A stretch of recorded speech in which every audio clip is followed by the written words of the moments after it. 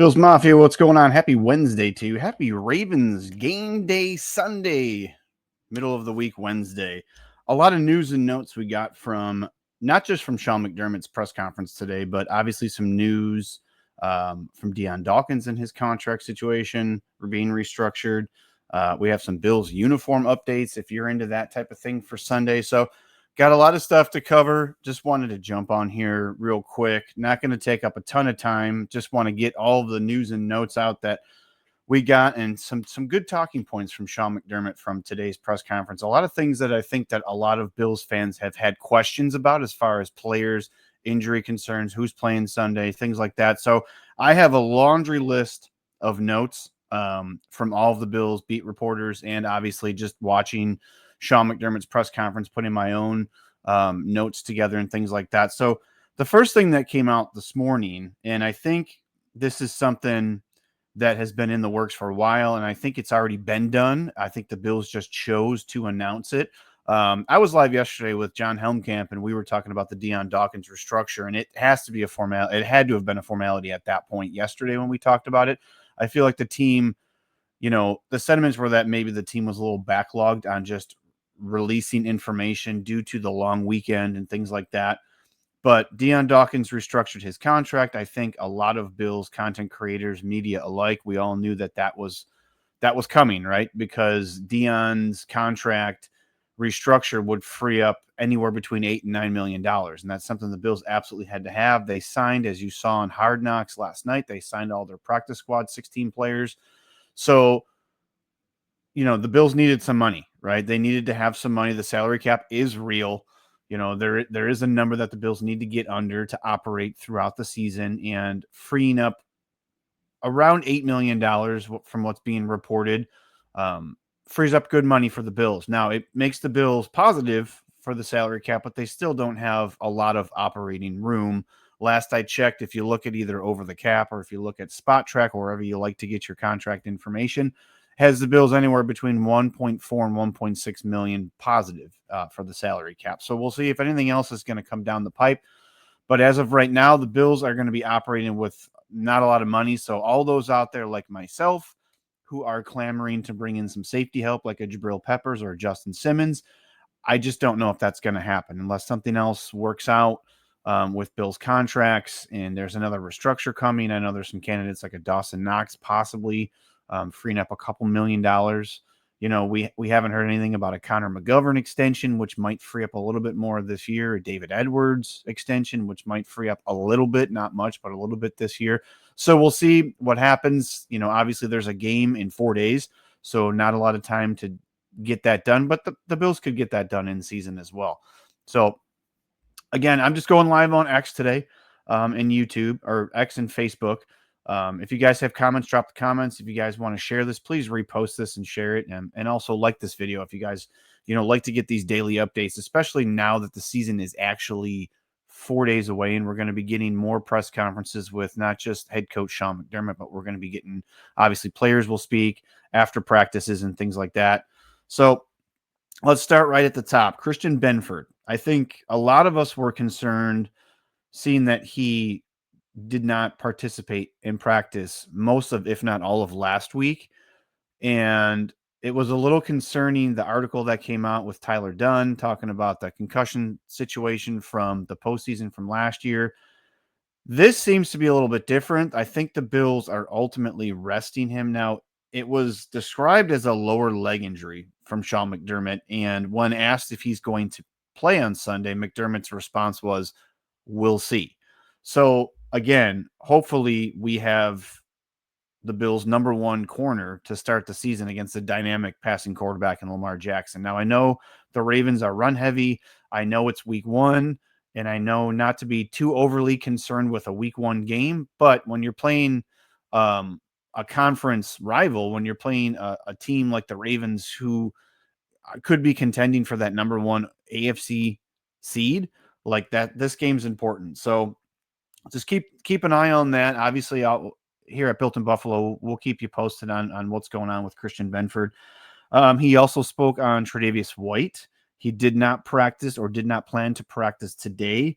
But also he did not rule him out for week 1. So that's a good sign there, right? I think a lot of us were concerned before the Bills finalized their 53-man roster that Tre'Davious White might be a guy that could go on the beginning season IR.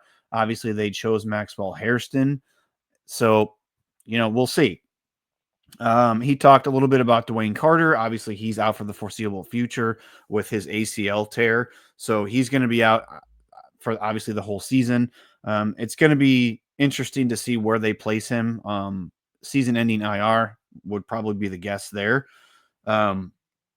He did speak about Gabe Davis. And talking about Gabe Davis, and I think a lot of fans were questioning if he was healthy, number one, if he was going to just basically stay on the practice squad for the start of the season all the way through, if this was just a move to get him onto the practice squad, to get him back into the building, to get him more familiar with Joe Brady's scheme and things like that. Depth piece, the Bills have a couple receivers coming off of injuries last year, and Curtis Samuel and Keon Coleman. And Khalil Shakir's banged up, and I'll get to him in a second. So it was clear that he was put on the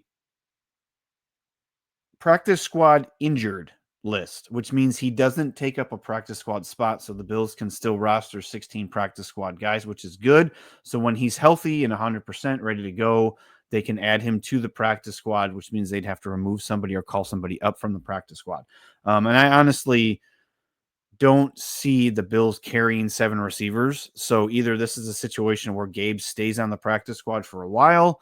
If Tyrell Shavers doesn't work out, being the 6th receiver, they can bump him down to the practice squad, or down to the practice squad and call up Gabe Davis, but we'll see. As of right now, the Bills have 6 receivers on the active roster. If you look at the depth chart that the Bills released yesterday, Tyrell Shavers is wide receiver 6. So heading into Baltimore, the Bills will have 6 receivers on the active roster. Now, we'll see if all those guys will play on Sunday, but that will be determined once we get there. Like I said, Khalil Shakir was limited today. He did practice last week. First practice last week was almost a month to the day that he actually practiced last week. Obviously getting injured during the return of the blue and red scrimmage back in July. So it's nice to see him back out there. Hopefully that's Josh Allen's number 1 target. One of the most dynamic slot receivers and yak guys that there is in the NFL. So the Bills definitely need him for week 1. But again, this is going to be a day-to-day basis as we go. And once the injury report comes out, you're going to see Khalil Shakir day-to-day, Tre'Davious White day-to-day. So we'll see what happens with that. But it's nice to know that he practiced last week. He's back at practice. It wasn't a limited capacity. So we'll see, kind of what happens and where they go from there. Curtis Samuel.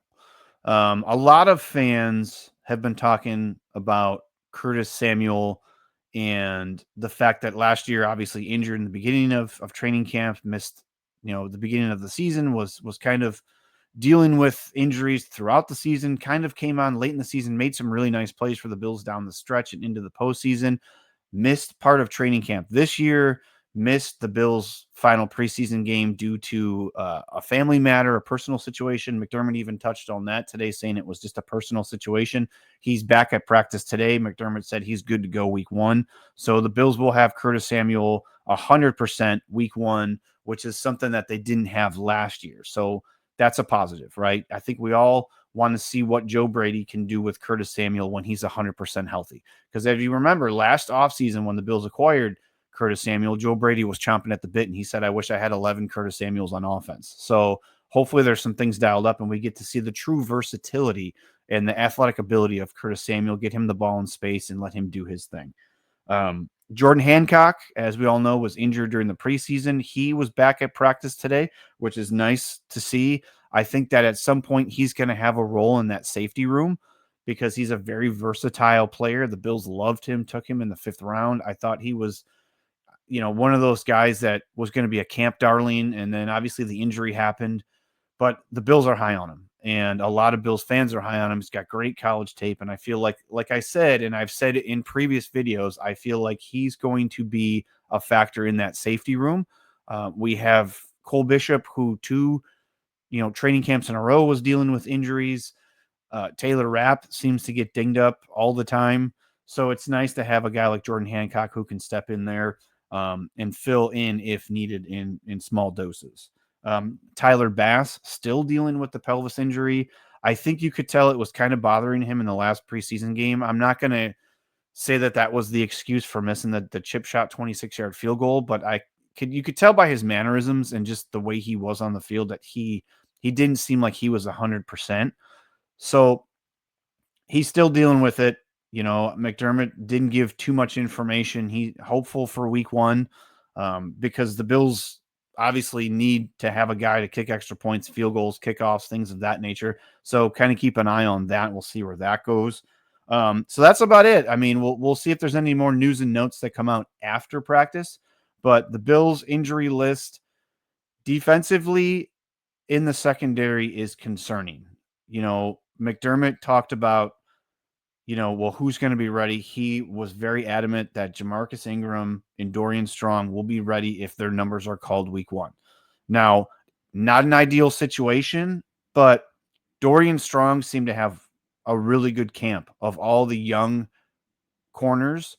He seemed to be, performing best. So let's hope that can continue. He gets some lumps, and if he has to play, he has to play. I don't, it's not an ideal situation going up against the MVP runner-up in Lamar Jackson. And Jamarcus Ingram played last year, and I thought he played in small doses. He played well. Obviously, he had an interception or two last year in the game against Miami. He's been in the system. The Bills felt highly of him to put him on the active 53, not even the practice squad, just on the 53. So we will see. It is week 1. It is a game. I think the Bills, I don't want to say it's a must-have game, but there's a lot of variables that go into play long-term as far as conference seeding. Do you want to start the season 0-1? Things going on around the league, but the Bills do have, I would say, a mediocre schedule in the following 5 games leading up to the bye that are, I think, extremely winnable. The 5 games after, obviously, you go to the Jets and you go to the Dolphins and things like that. So we'll see what happens. I mean, if they have to play Jamarcus Ingram and Dorian Strong, let them get in there and get some reps. We know Ingram has played. If Dorian Strong needs to get his rookie lumps now, maybe that helps him down the road. Ravens are a more run-heavy team, but Lamar Jackson's a dynamic quarterback. So the veteran presence that would be there from a Christian Benford and a Tre'Davious White to start the season, I think goes a long way as far as building confidence. So if the rookies have to play, and Jamarcus Ingram, the young guy that was on the practice squad most of last year, he's had some starts, but if he has to play, he has to play. And then I'll end with this. The Bills will be wearing all blue unis. If you're a uniform stan, if you're one of those people that waits to see what the combos are, if you have, if you're into how the Bills perform in all blue, if you're into how the Bills perform with blue pants and white shirt, blue jersey, white pants, all white, whatever it is, all blue. The Bills usually play really well in primetime in all blue.